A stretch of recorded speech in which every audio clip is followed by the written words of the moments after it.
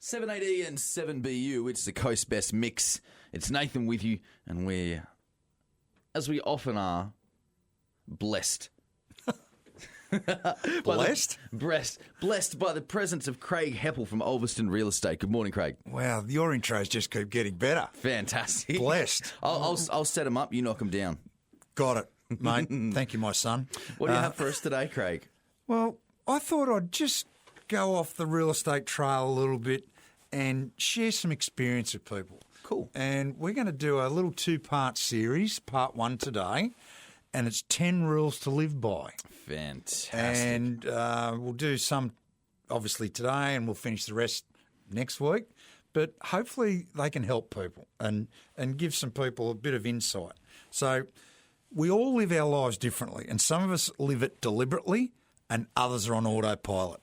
Some let it happen, others make it happen. Does that make sense? It does. The youth have got a culture which I quite like to describe it. In video games, you've got the main character that you play as in the video game, and then the other characters in the video game are called non-playable characters, and they just basically stand there and spit dialogue at you and enable it to do it. So yeah, someone who's not living in their own actuality is basically an NPC. That's what the kids I've heard the term NPC. Yeah, that's what it means. Thank you for explaining it. I know more. A non-playable character, someone who's not following themselves. Got it. Mm-hmm. Okay, so therefore life is a constant series of interactions, events, situations and opportunities. Enduring the tough times and celebrating the good times sharpens you for tomorrow and beyond. Now for me, life has been about learning, growth and how I relate to other people and how they relate to me. How can I help others to be better, stronger, wiser and more prepared?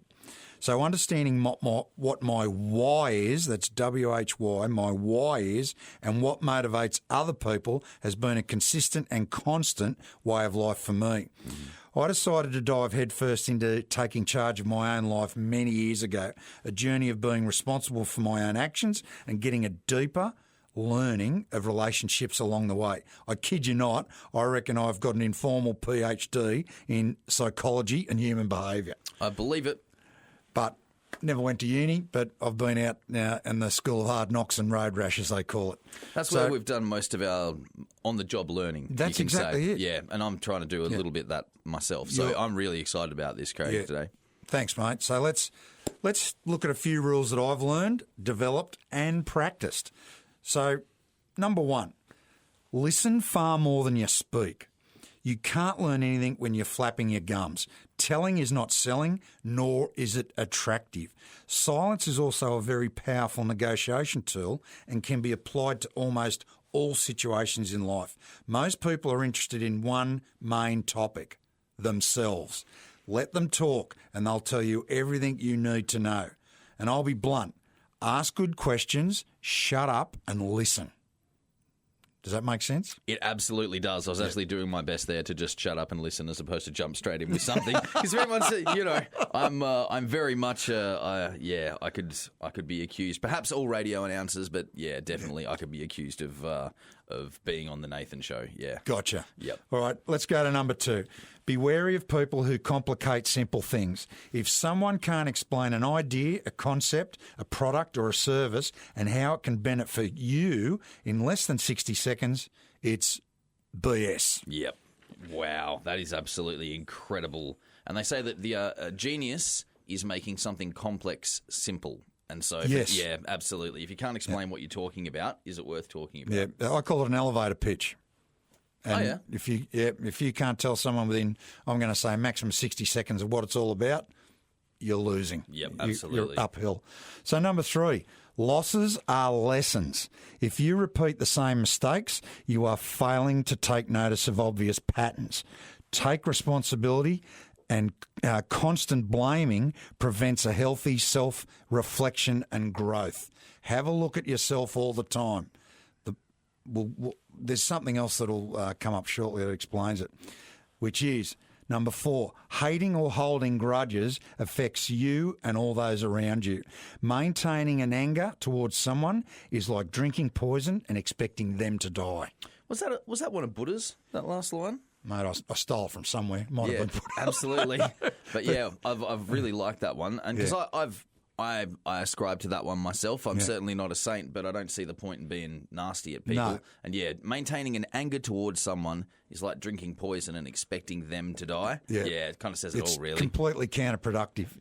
Number 5, don't be a victim and avoid them. Law number 10 of one of my most prized books, which is called The 48 Laws of Power. Law 10 is avoid the unhappy and the unlucky. People want you to wallow with them at their level. It's true. It's very true. Do you want to hear the crab in the bucket story? I'm intrigued. Okay, 2 fellas are out in their boat and they're pulling in crab pots. And as each crab pot comes in, there's a big bucket in the middle of the boat and they're throwing the crabs into the bucket. True. And the bloke looking after the bucket says to the fella that's handling the boat, "Hey, mate, one of these crabs is trying to get out of the bucket. What should I do?" The bloke driving the boat said, "Just leave him. His mates will pull him back in." Oh, that makes you a bit sick in your stomach, doesn't it? It's so true. Think of it on a human level. Yeah, So many humans want us working on their level rather than our own level. So don't subscribe to working on someone else's level. Look for yours. Wow. Okay, next one, number 6. Help enough other people to succeed, and so will you. Be a problem solver, but only to those who want their problems solved. The person who seeks free advice never listens, but when they pay for it, they're all ears. Now, I'm going to say a word here, and I don't want anyone to misinterpret it. Avoid ask holes. That's ASKHOLES. People who continuously ask for advice and never run with anything you offer them. True. That's a big one. Avoid ask holes. So, part 2 is next week, and that's 7 through to 10, but I'm going to have a bonus number 11 for everyone that I think they should tune into. I won't tell you what it is, but it's all around looking after yourself.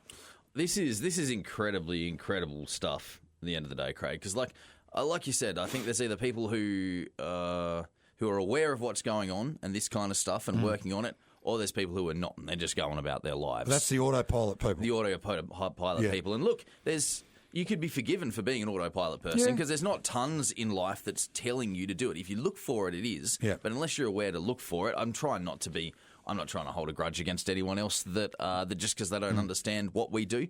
But this kind of stuff here is insane. It's kind of interesting how many of these out of your first 6 are actually about pointing out. A lot of it's about what you can do, but a lot of it is staying away or keeping a distance from people who have certain negative behaviours. So people who are asking questions but not following the advice, people that are holding grudges, people who are victims, avoiding the unhappy and the unlucky. That's brutal. And be wary of people who complicate simple things. So I suppose you really just got to know yourself and get people around you who are also like that, and the rest of it sorts itself out. You've got to look inwards. You've got to keep looking within yourself. So that's a quick piece of advice. And the other one too is affecting change is very difficult. So what do you think one of the main thrusts should be? If you want to change something about yourself, change a habit, what do you think you should do? Well, following on from that last bit, I suppose it's to have potentially to be inspired to do that change and to hold yourself accountable. And get someone to help you. Yeah, what's better than having someone who you trust who will keep you on task? Look for a mentor. Look for mentors. The most successful people in the world got there because they had mentors. Absolutely. And they then mentor people because they know that's how the cycle works. Absolutely. Correct. So let's get back to real estate. Home of the week. I forgot we were talking about real estate. This is the stuff that interests me, Craig. Fantastic. I'm learning a lot. I learned so much from even when you're talking about real estate, because you can see all these lessons and experiences in your life flow through that. But it's really nice to get the distilled version about real estate, not life. And now let's back to the homes. It flows through it. It finds its way in. So what about a 3-bed, 2-bathroom, low-set brick home on 1 acre with stunning ocean and rural views just 3 minutes out of Ulverston? Oh, it sounds idyllic. It is. Number 10 Brookvale Road at Ulverston. Its price guide is mid-600s. That is incredible value, and it won't last long. So 10 Brookvale Road at Ulverston, 1 acre, have a look. And it's got a big shed. Ooh. Listen up, folks. Ooh. So you want to know more about 10 Brookvale Road or anything else to do with real estate, property or life, email me, craig@alverstonrealestate.com or call me 0400 180 515. And tomorrow's, actually, not tomorrow, today is a big day. It's Anzac Day. It is. It absolutely is. We've just done had a moment of silence, as much as we can get away with on the radio, for everyone just past 11 o'clock. I'd like to acknowledge our fallen and returned service personnel on this most solemn of days. That's Anzac Day. My father, Alan, he served in the Australian forces in North Africa, New Guinea and Borneo during World War II. So lest we forget. Lest we forget. And thank you, everyone. Thank you, Craig. And we'll catch up next week for part 2. Look forward to it. Thanks, Nathan. Wicked.